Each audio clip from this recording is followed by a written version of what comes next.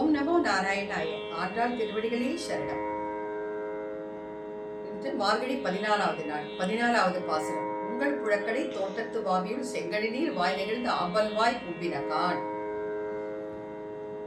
உங்கள் புழக்கடை தோட்டத்து வாவியுள், உங்கள் புழக்கடை தோட்டத்து வாவியுள் செங்கழு நீர் வாய் நெகிழ்ந்து ஆம்பல்வாய் கோபினகான்.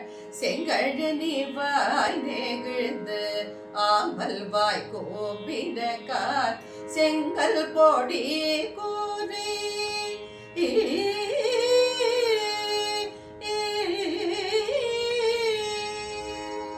செங்கல் பொடி கூறி வெண்பதவ செங்கல் பொடி கூறி வெண்பதவ தங்கள் திருக்கோயில் சங்கிடுவான் போகின்றார்.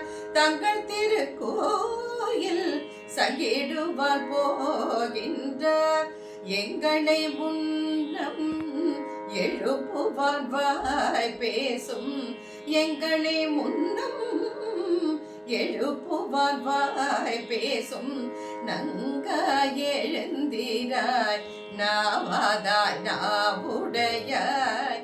நங்காய் எழுந்திராய் நாவாதாய் நாவுடையாய். சங்கொடு சக்கரம்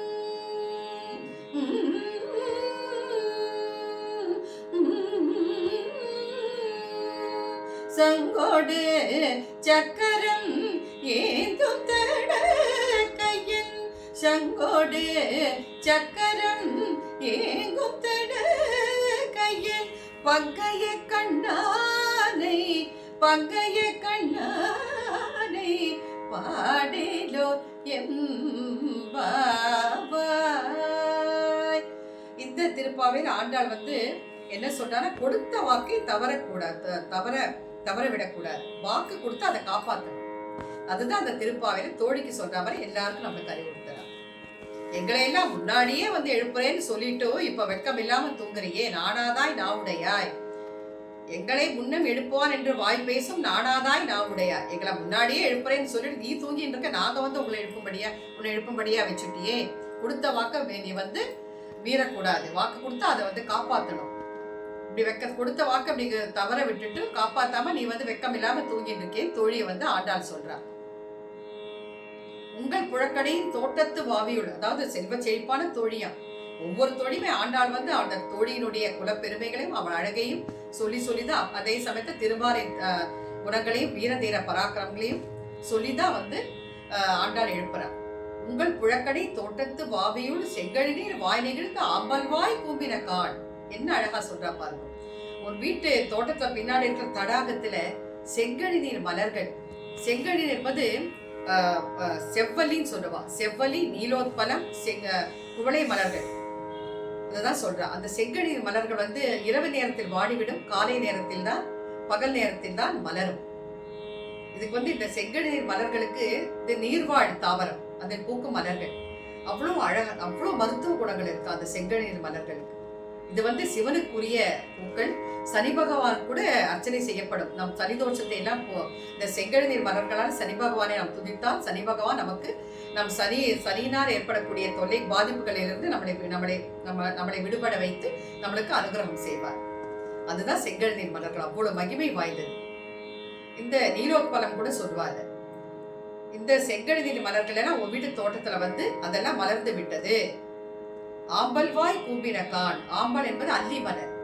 அந்த அல்லி மலர் என்பது இரவு நேரத்தில் மலரும், பகல் நேரத்தில் வாடிவிடும், தலை கவிழ்ந்து விடும். அதான் ஆண்டாள் சொல்றார். அதான் என்ன சொன்னாலும் இயற்கையை வர்ணிக்கிறா. பொழுது விடிஞ்செடுத்து, ஆனா நீ இன்னும் தூங்கி கொண்டே இருக்கிறாய். எங்களை எழுப்புறேன்னு சொல்லிட்டு தூங்கிட்டு இருக்க. செங்கல் பொடி கூரை வெண்பல் தவத்தவர். செங்கல் பொடி காவி நிறம் தானே. அந்த காவி நிறத்தை செங்கல் பொடி ஒத்த அந்த காவி நிறத்தை உடைய அந்த யோகிகள் முனிவர்கள் எல்லாம் தங்கள் வெண்மையான பற்கள் பழிச்சிட தங்கள் திருக்கோவில் சங்கிடுவார் போகின்றார். கோவிலுக்கு, நாராயணன் எம்பெருமான் கோவிலுக்கு திருச்சங்கம் முழக்க போயின்னு இருக்கா. அதெல்லாம் உனக்கு காதுல விடலையா? இன்னும் படுத்துக்கொண்டே இருக்கிறாயே, எழுந்திரு,